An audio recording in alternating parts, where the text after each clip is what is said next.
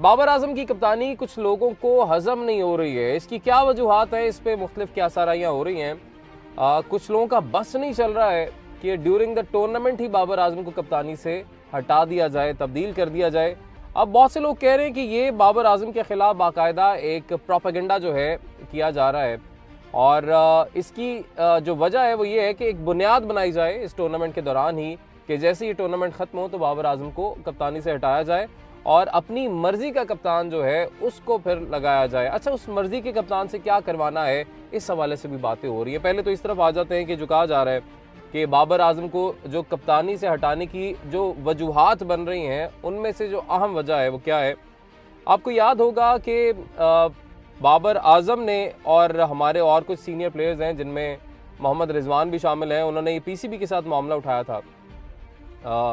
आपको याद होगा बैटिंग वेबसाइट्स जो कि पीएसएल में जो कि पीसीबी के साथ मेन स्पॉन्सर के तौर पर सामने आई, जिसमें बीजे स्पोर्ट्स शामिल है, 1x बैट और बैट, उसको आप जो मर्जी कर लें, रहता वो वही है, वुल्फ 777, इस तरह के बहुत सारे जो बैटिंग कंपनीज हैं, जिस तरह जुआ लगाया जाता है यहाँ पर शर्तें लगाई जाती हैं। तो बाबर आजम ने इसकी मुखालफत की और बोर्ड को कहा कि इसे हम मज़ीद बर्दाश्त नहीं करेंगे, हम अपनी जर्सीज पर यानी अपनी शर्ट पर एज ए स्पॉन्सर हम इसको नहीं लेकर चल सकते।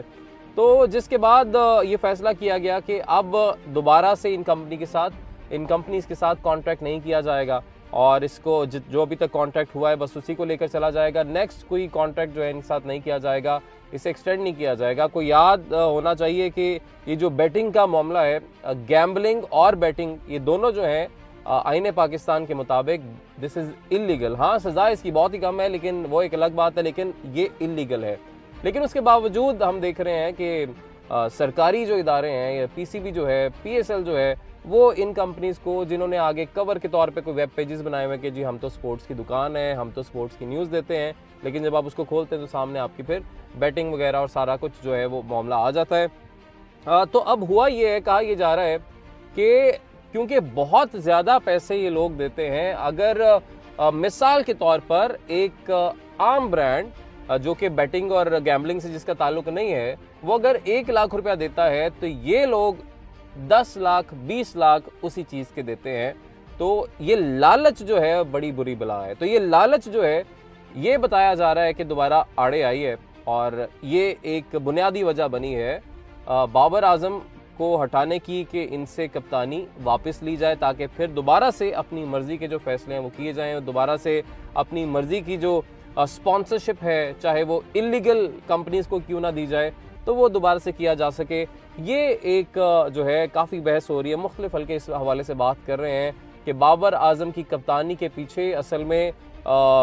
उनकी परफॉर्मेंस या उनकी कप्तानी को लेकर जो उनके फैसले होते हैं ग्राउंड में, शायद वो इतनी वजह नहीं है। जो उनके पीछे ये माफिया जो है वो हाथ धोकर पड़ा हुआ है कि इसकी हिम्मत कैसे हुई है कि इसने हमारे जो पैसे यहाँ पे बन रहे थे, इतने ज़्यादा लाखों करोड़ों रुपए जो बन रहे थे, उसको इसने हमसे छीन लिया है, उसको रोकने की कोशिश कर रहा है बाबर आजम। तो ये बताया जा रहा है कि एक बड़ी वजह है बाबर आजम को कप्तानी से हटाने के लिए जो ग्राउंड क्रिएट की जा रही है उसकी। दूसरी जानिब मैं आपको बताऊँ, समा टीवी के स्पोर्ट्स जर्नलिस्ट हैं, उनकी जानिब से ये कहा गया है कि बाबर आजम का जो, क्योंकि टेलीफोन कॉल के हवाले से आपको याद होगा तरदीद सामने आई और एक बड़ा ही अनएथिकल वे में टीवी के ऊपर चला दिया गया उनका स्क्रीनशॉट। अब कहा यह जा रहा है कि ये जो जर्नलिस्ट हैं, ये जो रिपोर्टर हैं, वो ये कह रहे हैं कि बाबर आजम ने कॉल्स की थी, अभी भी वो स्टैंड ले रहे हैं अपनी बात पे। वो कहते हैं जी कि जो राशिद लतीफ़ हैं जिन्होंने सबसे पहले ये बात की थी, वो आज भी अपनी बात पर कायम हैं और वो आज भी यही कह रहे हैं कि बाबर आजम ने कॉल की थी और उनकी कॉल्स को उठाया नहीं गया था, जवाब नहीं दिया गया था, जिसके बाद उनको प्रेशराइज करके उनसे ये मैसेजेस, उनको कहा गया कि आपको ये मैसेज करेंगे, आपने फ़ौरन उसका रिप्लाई करना है। और आप वो मैसेजेस का टाइमिंग देखेंगे तो यहाँ से एक मैसेज आता है, फ़ौरन रिप्लाई आता है बाबर आजम का। तो ये दावा कर रहे हैं अब कि ये उनको प्रेशराइज करके कहा गया कि तुमने ये हमें मैसेज भेजना है, जिसको फिर जाहिर है इनका प्लान यही था कि इसको इस तरह से सर्कुलेट किया जाएगा। शुएब जट ने पहले ही बता दिया था जी कि एक स्क्रीनशॉट आएगा जो कि टीवी पे चलेगा और फिर हमने अगले दिन देखा कि वो ARY पे चल भी गया। अब ज़ाहिर है माफिया तो उस पर मांग रहे हैं, लेकिन ये सारा कुछ जो है लगता है ऐसे ही है बज़ाहिर कि ये सारा कुछ एक प्लानिंग का हिस्सा है, एक प्लानिंग के तहत ये सब कुछ किया गया है। इंज़मामुल हक जो है वो चीफ सेलेक्टर जो थे उन्होंने गुज़िश्ता रोज़ अपना इस्तीफ़ा भी दे दिया है। अब ये भी खबरें सामने आ रही हैं कि इंज़मामुल हक जो है वो ज़का अशरफ से मिलने गए और वो मिले नहीं उनसे, जिसके बाद ज़का अशरफ ने इस बात की तरदीद की है और उन्होंने कहा है जी कि इंज़माम हमारे हीरो हैं, जब मर्ज़ी मुझसे मिलना चाहें अब मैं मिलूंगा, मैं अगर दफ्तर में हूँगा ही नहीं और वो आएंगे तो मेरी मुलाकात कैसे होगी। तो ये उनकी जानिब से एक जवाब दिया गया है, लेकिन जो सहाफ़ती ज़राए हैं, सहाफ़ती हल्के हैं, वो ये कह रहे हैं कि इंज़माम मिलने गए हैं उनसे ज़का अशरफ से, लेकिन उन्होंने मुलाकात नहीं की है। और दूसरी तरफ आपको बता दें कि 5 रुकनी एक जो कमेटी है वो तश्कील दे दी गई है। वो कमेटी ये काम करेगी कि वो इन्वेस्टिगेट करेगी कि याज़ो इंटरनेशनल जो है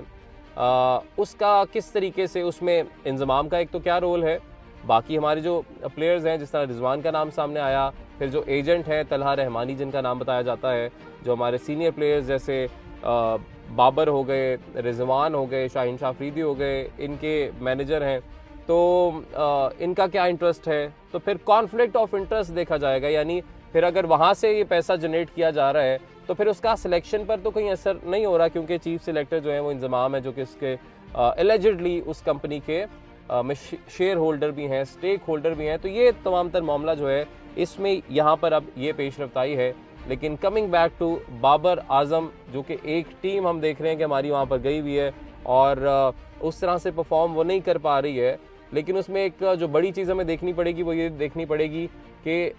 जब से बोर्ड में तब्दीलियाँ हुई हैं उसके बाद से ऐसे पता नहीं क्यों कि हमारे प्लेयर्स की परफॉर्मेंस में भी हमने साथ ही साथ तब्दीलियाँ हमें नज़र आ रही हैं। तो इसमें अब जाहिर है ये कोई इसको डीपली इन्वेस्टिगेट करके ही कोई हम उम्मीद करते हैं कि ये चीज़ें सामने आए कि ऐसा क्या हुआ अचानक से ज़का अशरफ के आने के बाद कि हमारी टीम ने अचानक से परफॉर्म करना ही छोड़ दिया। और ये जो बाबर आजम के हवाले से जो तमाम तर बातें अब सामने आ रही हैं, इसको आप कैसे देखते हैं, अपनी राय ज़रूर दीजिएगा।